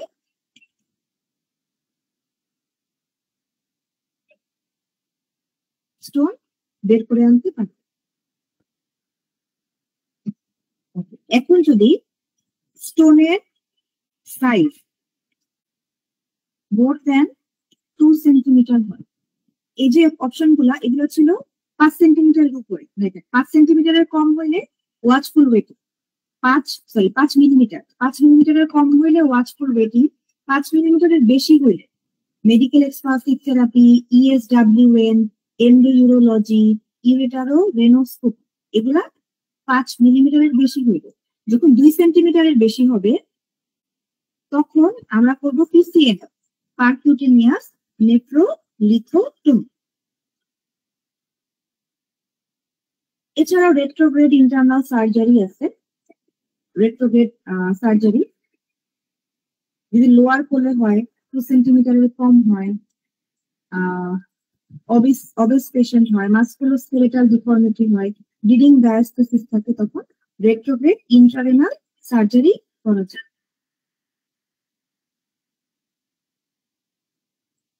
পিসিএন এর কাদের ক্ষেত্রে করবো দেখেন, 2 সেন্টিমিটারের বেশি।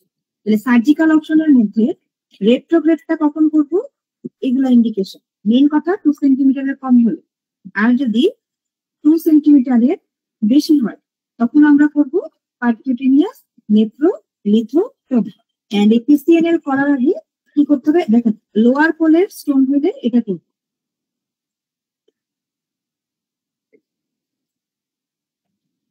দেন যদি এসডব্লিউএল ফেল হয়, আরআইআরএস যদি ফেল হয়, তখন আমরা পিসিএনএল করতে পারি। এন্ড পিসিএনএল করা যাবে না কাদের, ভেরি ইম্পর্টেন্ট, প্রেগন্যান্সিতে করা যাবে না, ইউটিআই ট্রিটমেন্ট না করে করা যাবে না, ব্লিডিং ডায়াস্টোসিস থাকলে করা যাবে না, কারেন্ট অ্যান্টিকোয়াগুলেন্ট থেরাপি পাইলে করা যাবে।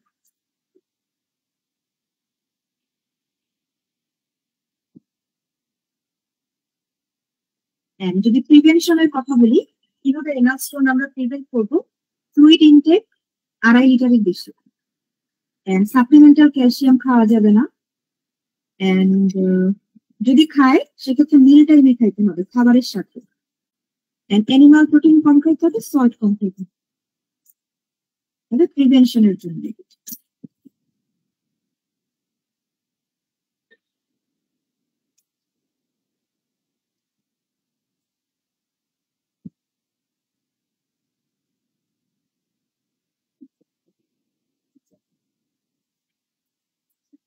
Most important topic, renal cell carcinoma.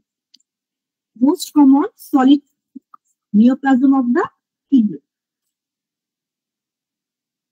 তো RCC কাদের, যাদের বন হিপো লিন্ডাউ সিনড্রোম থাকে, এই সিনড্রোমের একটা পার্ট হচ্ছে RCC। স্মোকিং, অবেসিটি, হাইপারটেনশন, এগুলো হচ্ছে রিস্ক ফ্যাক্টর।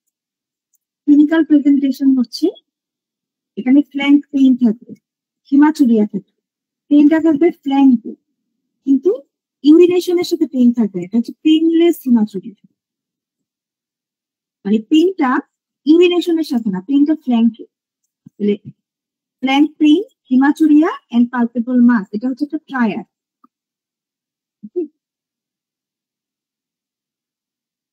এখন এই রেনাল সেল কার্সিনোমায় কিছু কমন প্যারানিওপ্লাস্টিক সিনড্রোম থাকে। প্যারানিওপ্লাস্টিক সিনড্রোম কি? কিছু সিনড্রোম যেগুলা ক্যান্সারের পেশেন্টদের হবে, কিন্তু এই ক্যান্সারটার সাথে কোনো সম্পর্ক নাই। ক্যান্সারটার সাথে কোনো সম্পর্ক নাই, ক্যান্সারটার কারণে হচ্ছে না, ক্যান্সার সেল থেকে সিক্রেট হচ্ছে না, বাট বডির অন্য কোনো জায়গা থেকে, অন্য কোনো অর্গান থেকে, অন্য কোনো সেল টাইপ থেকে কোনো কিছু হরমোন সিক্রেট হচ্ছে, যেটাকে বলবে প্যারানিওপ্লাস্টিক সিনড্রোম।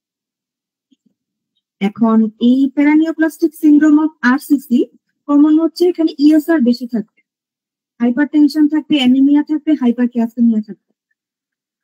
ওকে, তাহলে প্যারানিওপ্লাস্টিক সিনড্রোম চারটা মাথায় রাখতে হবে, ESR বেশি, hypertension, anaemia, hypercalcaemia. Most common site of metastasis হচ্ছে লাং। লাংসে কি হয়? ক্যানন বল মেটাস্টেসিস হয়। এন্ড বোনসে গেলে প্যাথোলজিক্যাল ফ্র্যাকচার।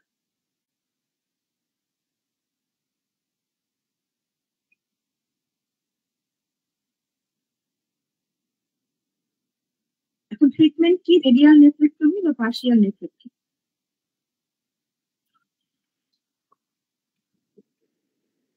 এরপরে আসি আমরা উইলস টিউমার, এটা হচ্ছে বাচ্চাদের ক্ষেত্রে childhood tumour, most common childhood tumour. এর আরেকটা নাম হচ্ছে নেফ্রোব্লাস্টোমা। ওকে, সামারি বক্স 82.6 টা একটু রিডিং দিই।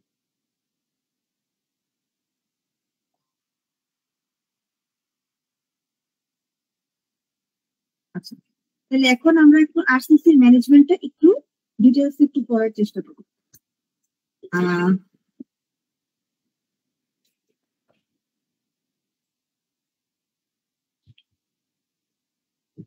তাহলে রেনাল সেল কার্সিনোমা আমরা ডায়াগনোসিস কিভাবে করব? পেশেন্ট একটা লাম্প নিয়ে আসবে, রেনাল সেল কার্সিনোমার পেশেন্টের হেমাচুরিয়া থাকবে এবং ফ্ল্যাঙ্ক পেইন থাকবে। এখন পেশেন্ট আসলে প্রথমে আমরা কি করি? একটা আল্ট্রাসাউন্ড করতে দিই, তারপরে আমরা ধরেন সিটি স্ক্যান করতে দিলাম।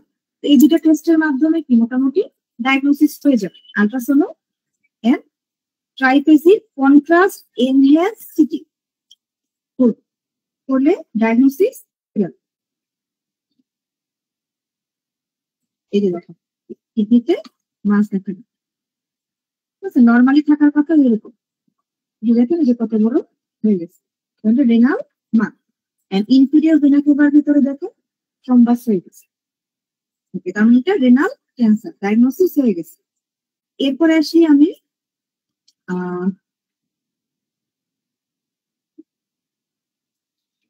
Tumour staging. স্টেজিং এর জন্য আমি কি করব? এই সিটি স্ক্যান দিয়ে হচ্ছে স্টেজিং করা যায়, বাট এখানে RCC আমরা মেইনলি হচ্ছে প্যাথোলজিক্যাল স্টেজিং করি, যে এটার সাইজ কেমন, দেন এটা হচ্ছে রেনাল ক্যাপসুলকে ক্রস করে গেছে কিনা, জেরোটাস ভাষাকে ব্রিজ করে গেছে কিনা, লিম্ফ নোডে গেছে কিনা, দেন হচ্ছে ইনফিরিয়র ভেনা কেভাতে, ভেইনে, এইসব জায়গায় গেছে কিনা। এই জিনিসগুলো দেখে আমরা TNM ক্লাসিফিকেশন দিয়ে আমি স্টেজিং করব।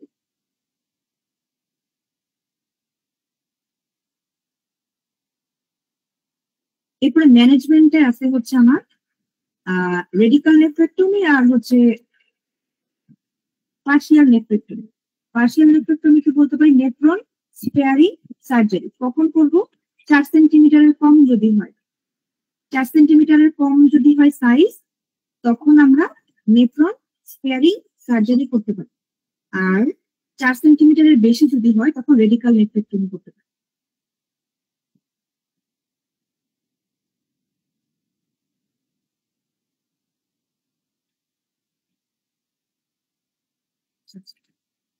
এখন স্টেজিংটা দেখেন, 7 সেন্টিমিটারের কম হলে স্টেজ 1, স্টেজ 1টা লেস দেন 7 সেন্টিমিটার, স্টেজ 2টা হচ্ছে মোর দেন 7 সেন্টিমিটার, স্টেজ 3 হচ্ছে ইনট্যাক্ট জেরোটাস ফাসা। দেখেন জেরোটাস ফাসাটা ইনট্যাক্ট, স্টেজ 3 আর জেরোটাস ফাসাকে ক্রস করে গেছে স্টেজ 4। এই 4টা স্টেজিং আছে।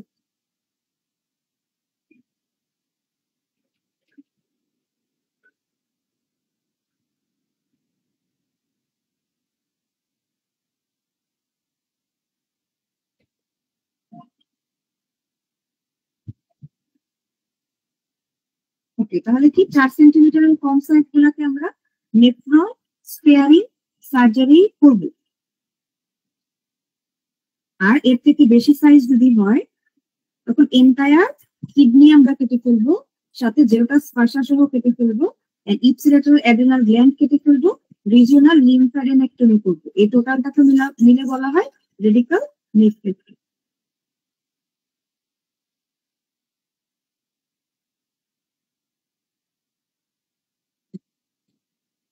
এই পর্যন্ত আমাদের চ্যাপ্টার 81 and 82।